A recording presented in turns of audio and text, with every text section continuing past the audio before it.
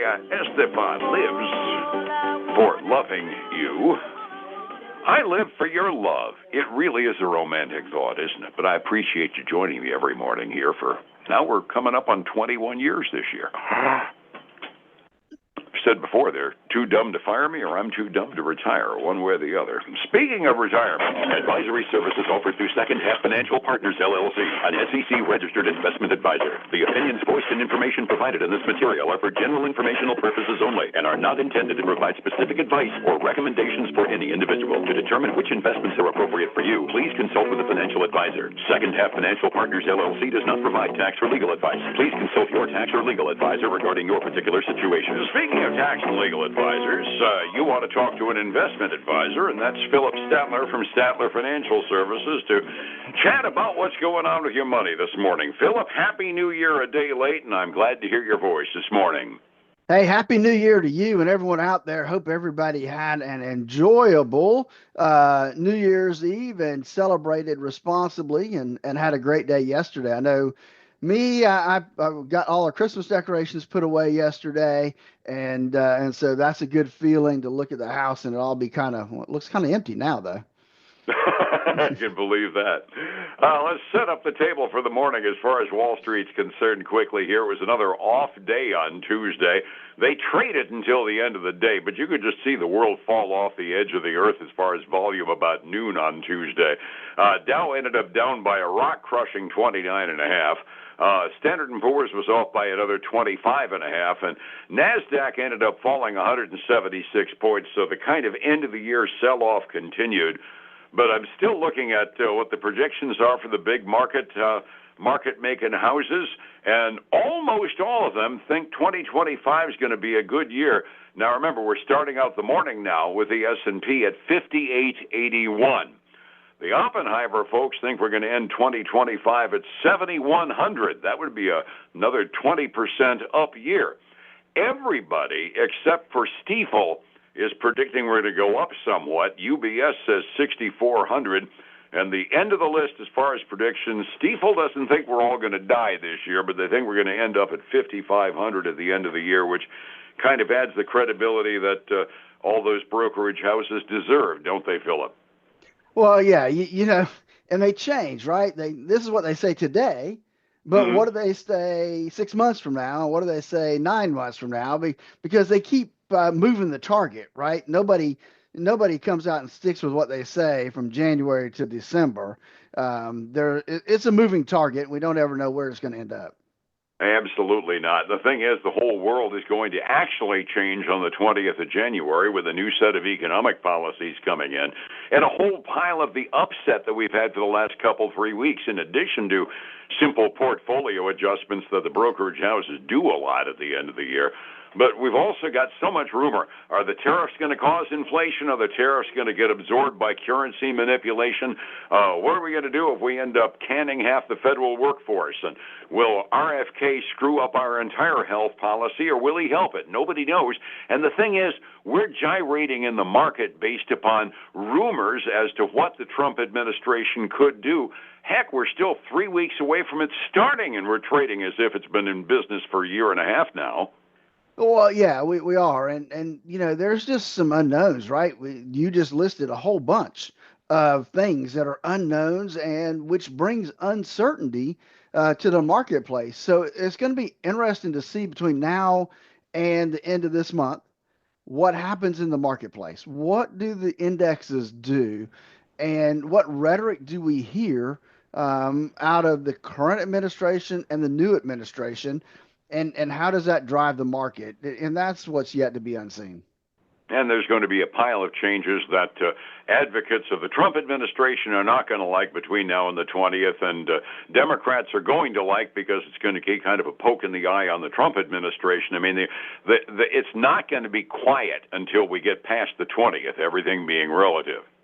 Well, that's true. I mean, you might as well get used to a lot of news coming out. Absolutely. Speaking of moves, yesterday I did the calculations on the thing, but with the kind of herky-jerky last couple of weeks we had, I thought folks could use a little bit of reassurance.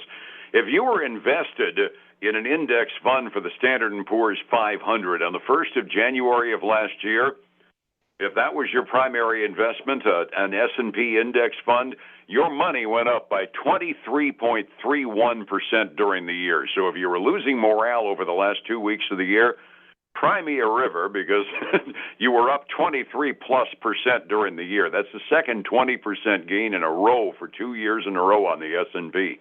Not a bad year, I'd say, right?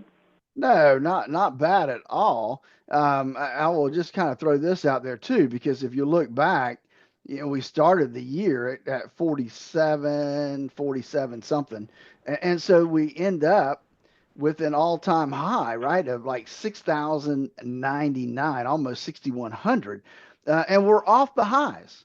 And that's pretty much the case in all the indexes, is that we have ended up off of that high that seemed to hit sometime the first part of December. And so the question is going to be, do we bounce or do we continue this trek kind of up and down to the downward movement until we get to what Trump's actual economic plan is going to be?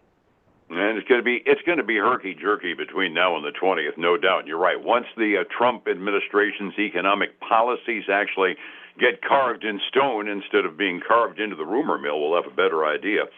Just to give an idea of the other stuff, the more adventurous Russell 2000 was up by a little over 10% last year. The Dow was up 12.88% during the year. And NASDAQ was a fun place to be during 2024. Your NASDAQ index was up 28.64% during the year. So like I said, if somebody was worried about the day-to-day stock movements, cry me a river, because during the year itself, you did just fine, didn't you? You did. You ended up, if you were in for the whole year, you did all right. You did very well, as a matter of fact. But if you had put your money in at the high, well, you're down 4.5% right now. Absolutely, yeah. If you buy at the high, then you're called an amateur, and you're the one that ends up preceding the general drops and corrections. And thank you very much for triggering another correction for the last few months of the year, right? That's right. Exactly. Just watch when the small guys get in. You know the place is about to slide. Hey, we're going to go off the topic for a little bit in here, because we're going to lose you for a few days in the middle of the month for some work on health and whatnot. And I know you wanted to talk a little bit about taking care of one's body and one's health, didn't you? Absolutely, Dave. Here's the deal. So many of us, especially men, we don't like to go to the doctor. And I get it. Nobody likes to go to the doctor. But here's what I want us, and we rely so much on tests, blood tests, and so here I want to know. I've been working on this really since all of 2024, but was diagnosed with prostate cancer back in August, and so there's a lot of different alternatives out there depending upon what level you are at. But here's what I want to encourage folks is that go to the doctor. Nobody likes the exam, but let me tell you, my PSA was normal, within normal range, and it has always been. And so the only way that we found this was through an actual exam back in January of 2024. And so I encourage you, as much as we don't like it, and even doctors I've noticed now are getting away from it. They say you can have it if you want to. Well, say yes and get it done, because that is the only way that they found mine.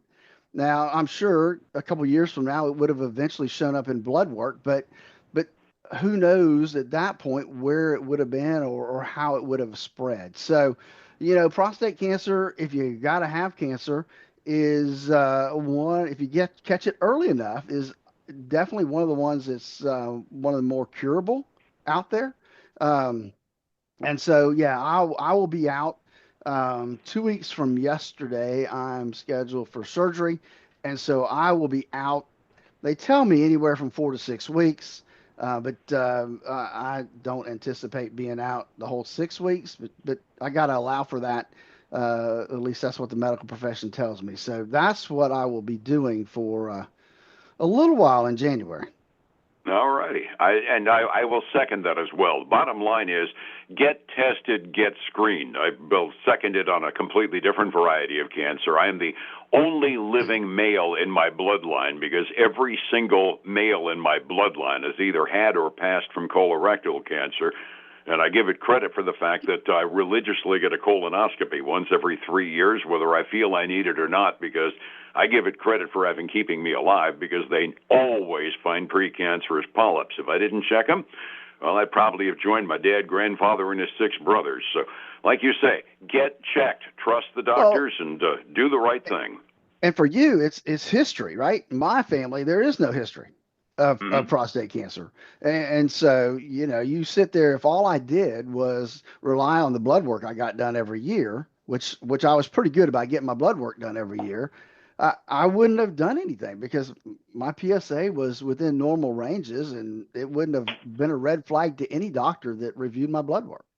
Yeah, and there is some reason why Medicare no longer routinely pays for PSA blood tests because of that. It didn't show up for you, and it sometimes shows false positives that causes biopsies that aren't needed. So get the traditional exam. It'll give you a much better warning, won't it? It will. It will. So absolutely. So that's my public service announcement, and please, take it to heart. It's one of those things that is curable. You just got to find it early. Get tested, guys. Back to the topic that we're on in the process, and that would be your money. We had an off day on the last day the market was opening up in about 45 minutes this morning. What are we looking at so far? Dave, we have got some green ink this morning as we get ready to start the day off.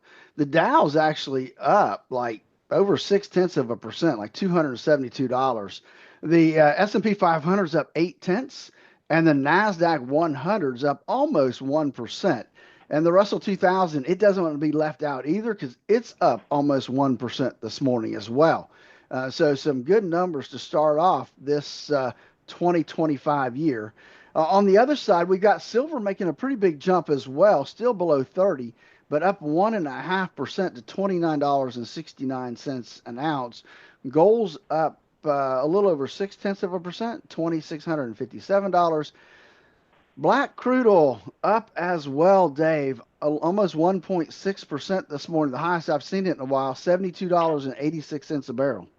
Yeah, poop. It was in the 71s yesterday, and I wasn't happy. Looking at the overseas markets, we're looking okay. Asian rims not. When they closed early this morning, the 2 mainland Chinese indexes down by 2.5% and 3%. You know that dragged the rest of the rim down. They got problems over in mainland China. Over in Europe, they're looking at our futures and saying, well, looks like we got our poop in a group over here. We're up fractionally, got green ink between, call it 10 and 0.15%. Not big, but it's green over there in the European community. Want to get a read on to how to make sure retirement happens for you? You need help. How do I get a hold of you to get that help, Phillip? Yeah, that's why I developed the Core Retirement Design. Give me a call at 863-382-0037 to schedule your core retirement analysis. And then join us this weekend for the Statler Financial Radio Show, 6 a.m. and noon on Saturday, 10 a.m. Sunday morning on Highlands News Talk, 7:30 a.m. and 95.3 FM. And back here again tomorrow morning with an up-to-the-minute look on Light FM. Take care, my friend, and I'll see you shortly. All right, buddy. Take care. Be well. It's 105.7 Light FM and Statler Financial Services, Phillip Statler. Hey, folks, again, I want to thank you for joining us today. I hope your year is off to a great start. May 2025 be your best year yet. Take care. We'll talk again soon. Bye now.